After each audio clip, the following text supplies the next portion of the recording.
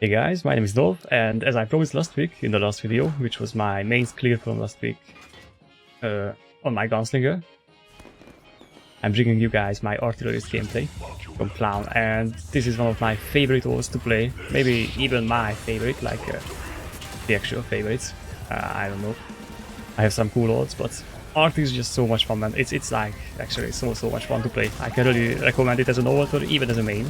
Like if you're just thinking about picking up a class, then it's actually just amazing. Like it's so good once you get your rotations down, especially Barrage. Like the other class engraving I can't really talk about, but Barrage is just something else. It's so good. So yep, this run is pretty clear. It's pretty clean. We only have a single death throughout the entire run, so it's pretty much a one-shot entirely. Well, it is a one-shot. And we're only gonna lose the support on gate 2. Other than that, no one will be dying.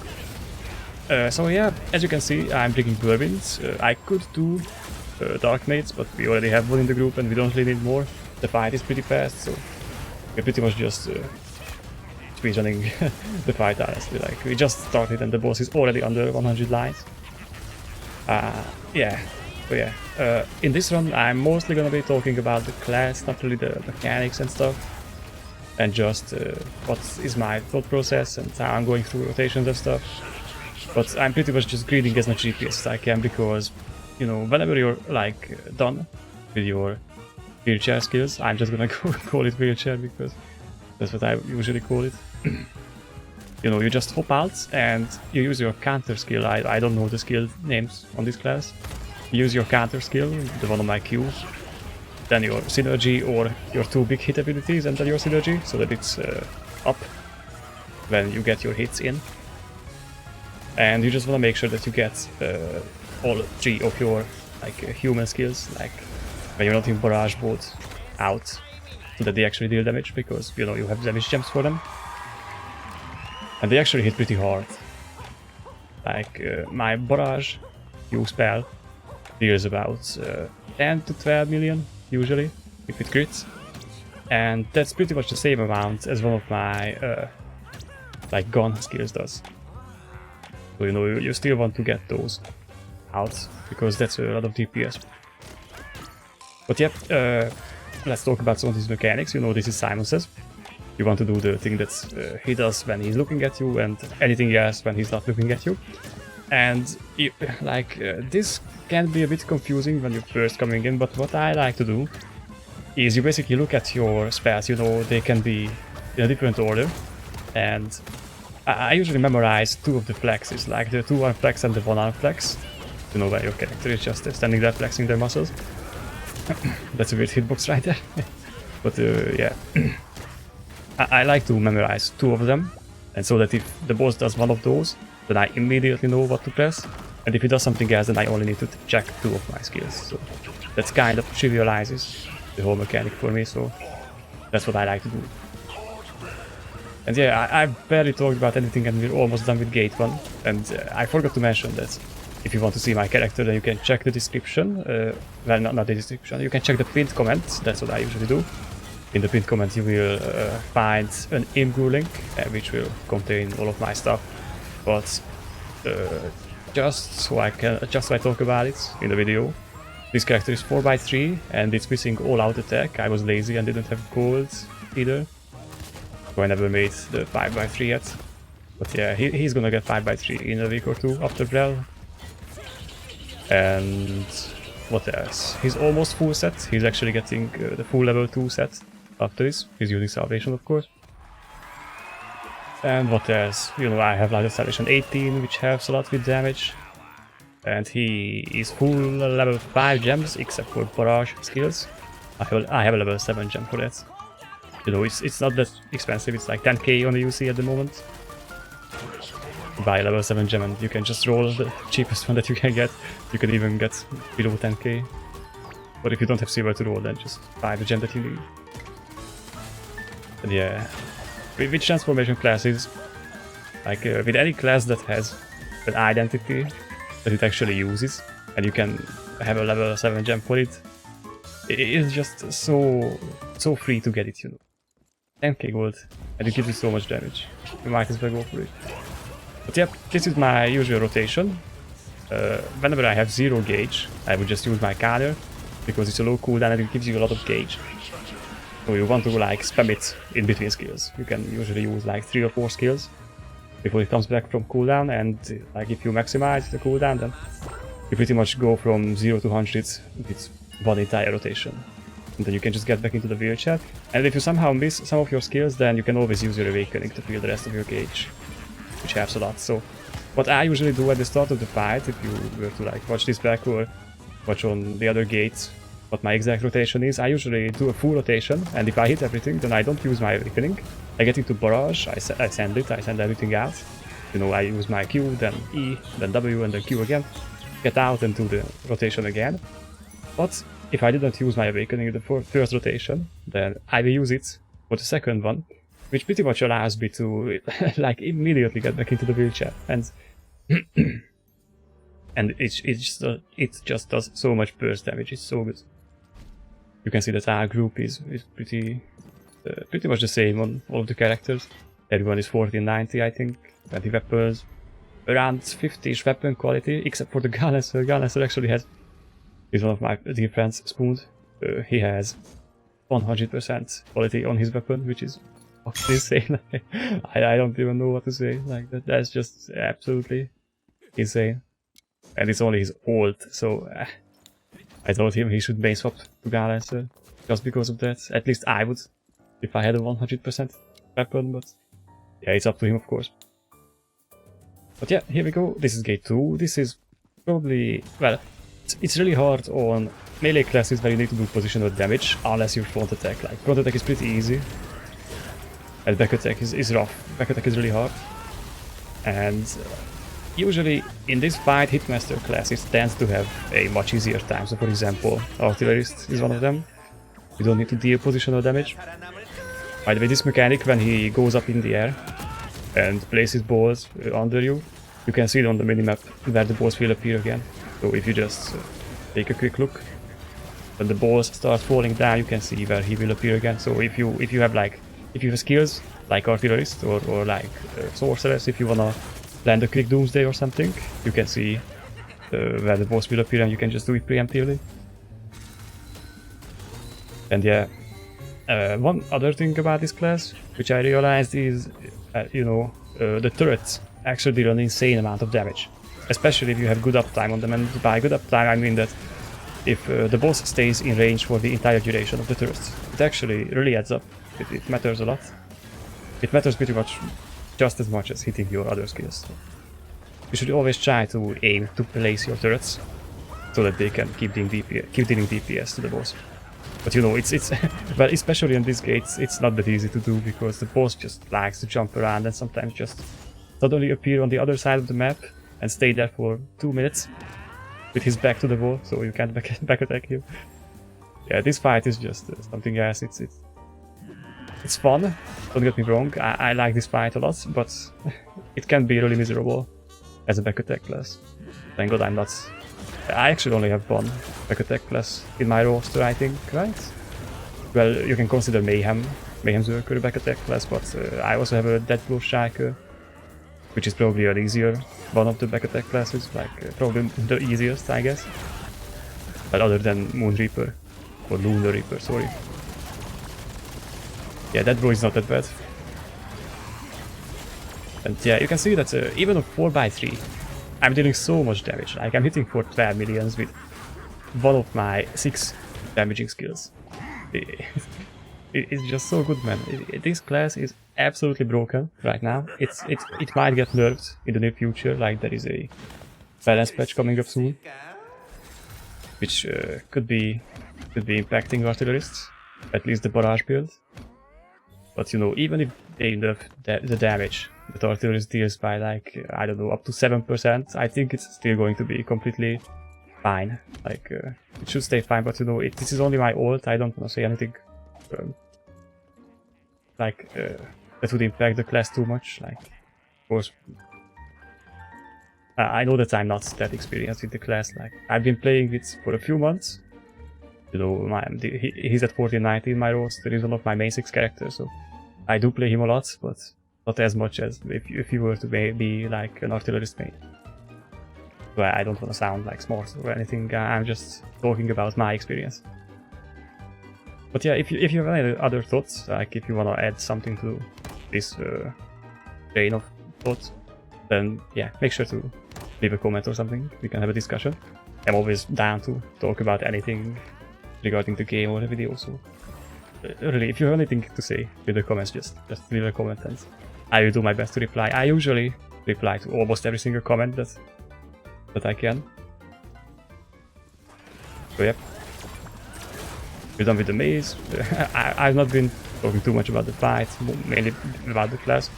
But you know, this is like why I'm making these videos. The whole fight is just so much muscle memory and just knowing what will happen, basically where the boss will appear, what patterns he does, like, you know, this is just quick reaction and memorizing. This is actually where our support died. We were on Discord, and yeah, I guess we didn't go fast enough or something. So yeah, it was actually smart what he did, because he could have turned all of us into clowns. Look at the bars, by the way. The boss has 50 bars. 50 bars of HP. When the mechanic ends, and now he's at 30. And we're not even that overgeared, like I'm telling you, I'm 4x3. The others are also, we're all 40-90, so we're not like extremely stacked. And we're just melting the boss. But yeah, what our support did is that, you know, he messed up the running. And he knew that he would explode and stuff, so he didn't stay on us.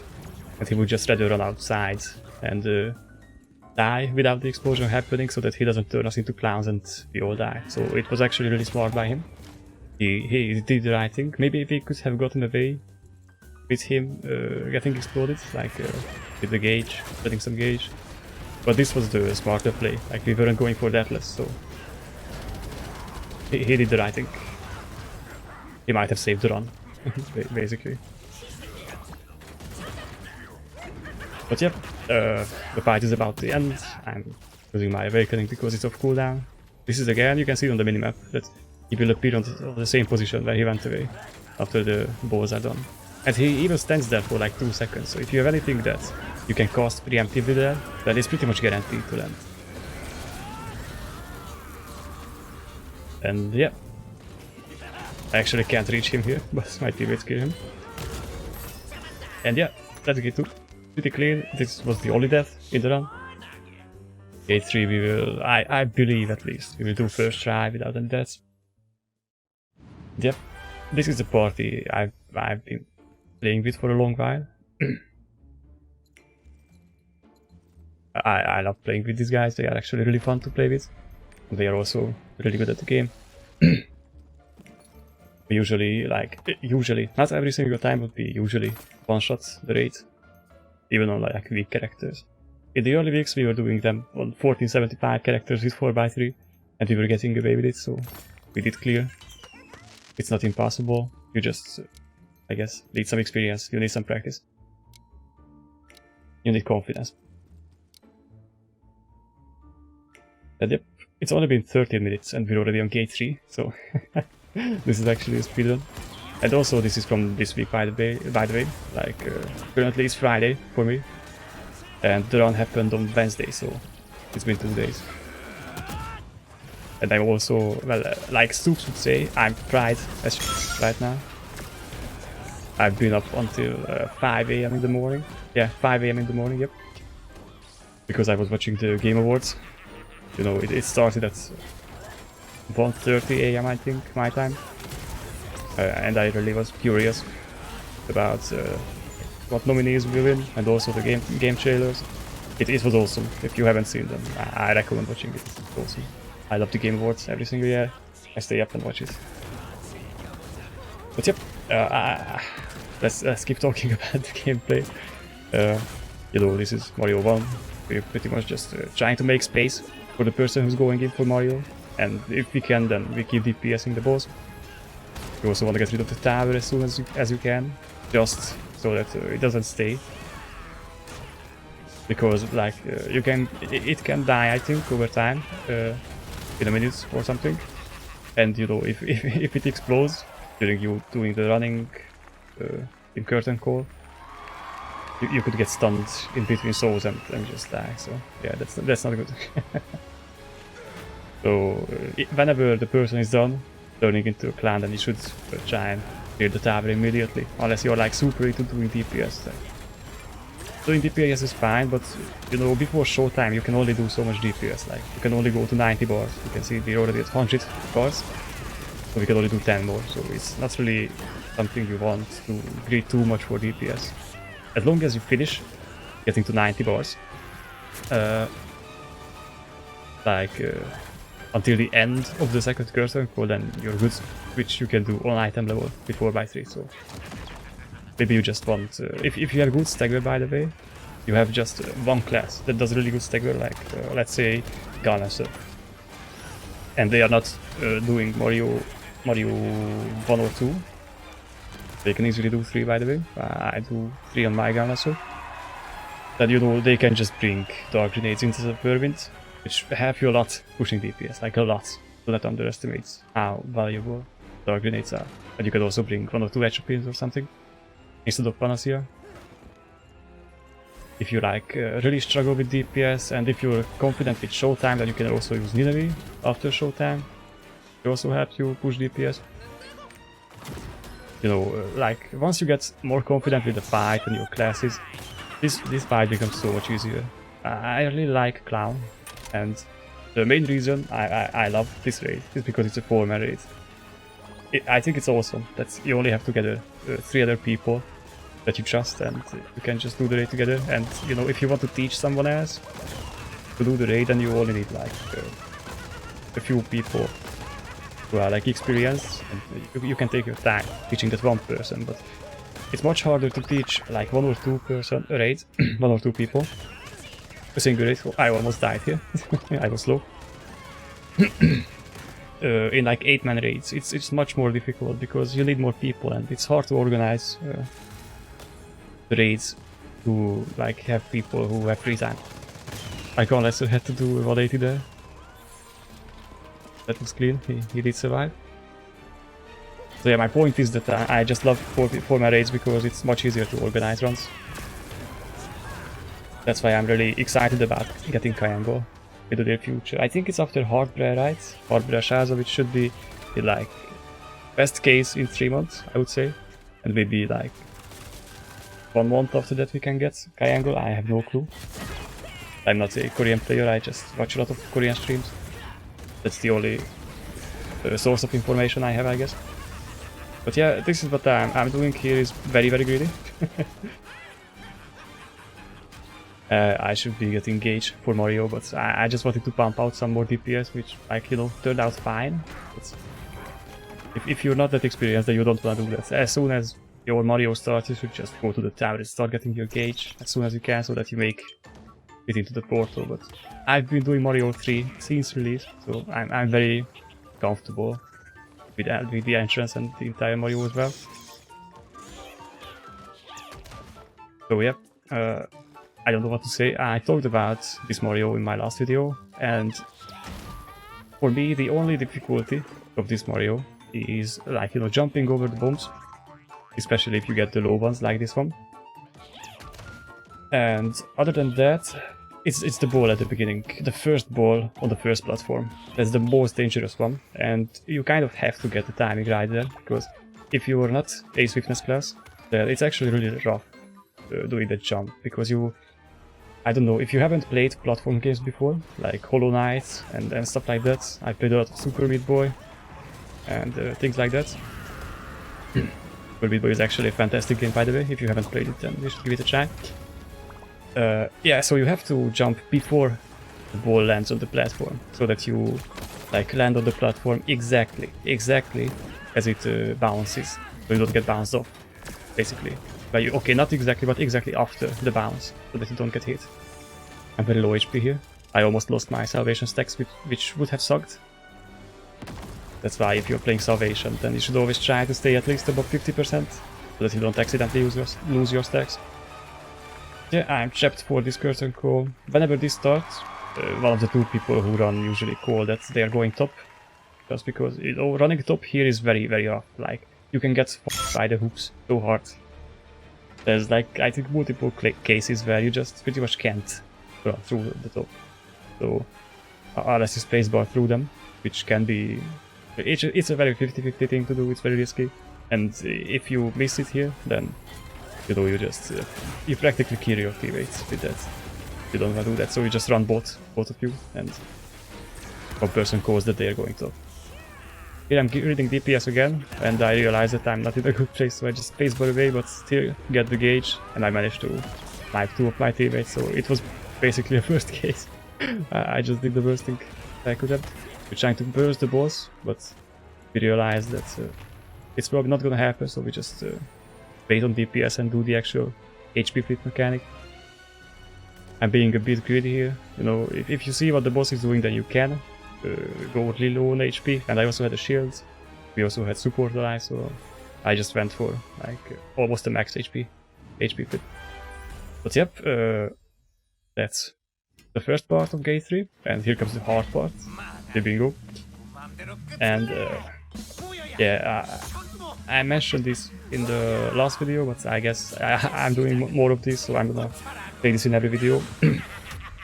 We're actually using a Discord screen share feature.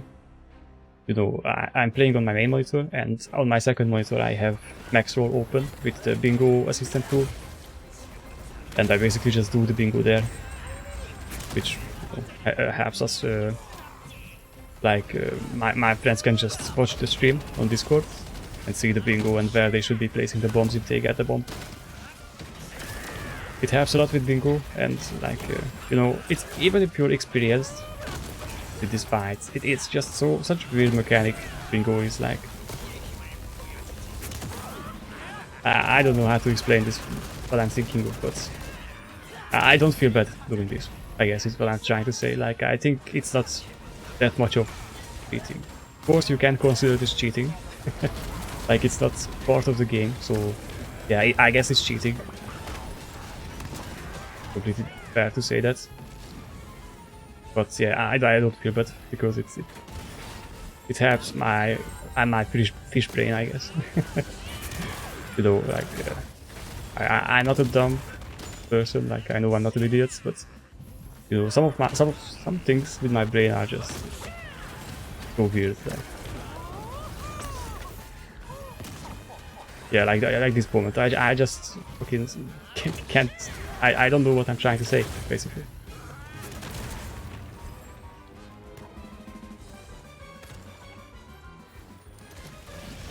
But yep, yeah, this is awkward. But I guess the thing I'm trying to say is that, you know, the assistant tool is like, in my opinion, not that bad to use. I think it's completely fine. If you do not use the assistant tool, then you're an absolute Chad, and you have all my praise. Especially if you like haven't done the race so too many times, and you're just, you know, you're just winging it, and you're just doing the bingo correctly. But yep, in some of these cases, whenever there are like hammers occupying all the tiles that you're supposed to place a bomb on, you don't have to die placing the bomb, just place it somewhere safe where you don't really like cut out too much of the arena, so that your DPS is, or your teammates can keep doing DPS and keep doing their job. And you also want to make sure that you're trying to prepare a bingo. Like, if you can, then you should always think about that. Like, what impact your bomb will have, I guess. But yeah, this is the last bingo that we need to do. So we're placing one more bomb after this.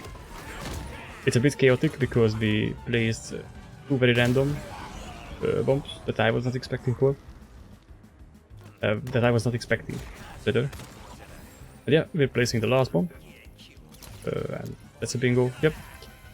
And we're just basically, I think we fire an enemy or something, and the boss just dies. You know, the bingo does 13 bars, right? Oh no, we actually lost another person here. Okay, so we had 2 deaths. Yeah, it's a double bingo. Yeah, I think the bomb deals 13 bars. I'm still not sure. And yep, that's the race. We had 2 deaths.